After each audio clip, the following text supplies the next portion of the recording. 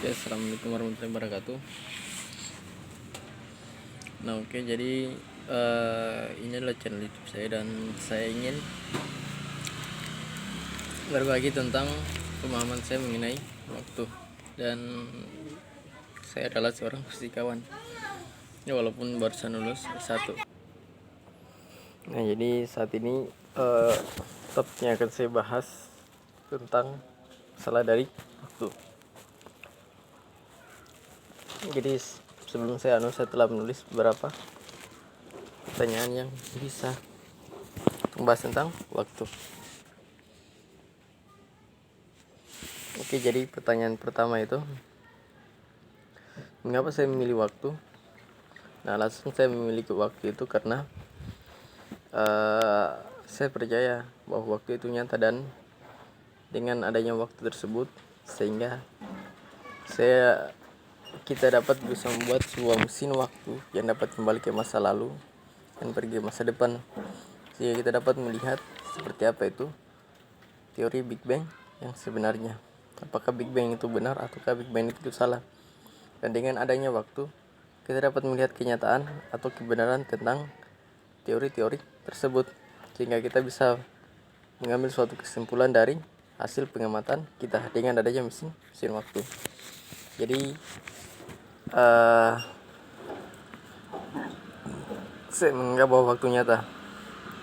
Kemudian mengapa saya menganggap waktu tersebut nyata? Alasan saya menganggap waktu tersebut nyata itu karena setiap orang di dunia ini yang hidup pasti mereka merasakan adanya sesuatu yang disebut dengan waktu.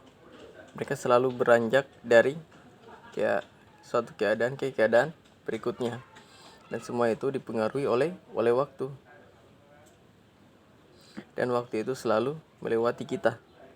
Kita rasakan dan melewati kita, sehingga kita simpulkan bahwa waktu itu ada. Nah, berikutnya, mengapa waktu itu dapat dirasakan? Jadi kan saya mengatakan bahwa waktu itu dirasakan.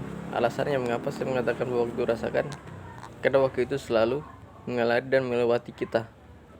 Contohnya misalkan saat ini saya sedang duduk dan membuat video ini, maka apa yang terjadi pada saya waktu itu melewati saya, dan apa yang menjadi saya ini, yang saya katakan ini akan menjadi masa lalu dan akan berefek kepada masa depan saya. Tapi masa sekarang itu tidak akan bisa berhenti, dia terus, dan kemudian masuk ke masa depannya itu menjadi masa sekarang, dan sisanya itu akan menjadi masa lalu dan akan menuju ke masa depan. Jadi sehingga waktu itu dia selalu mengalir melewati kita. Dia mengalir melewati kita, sehingga dapat kita katakan bahwa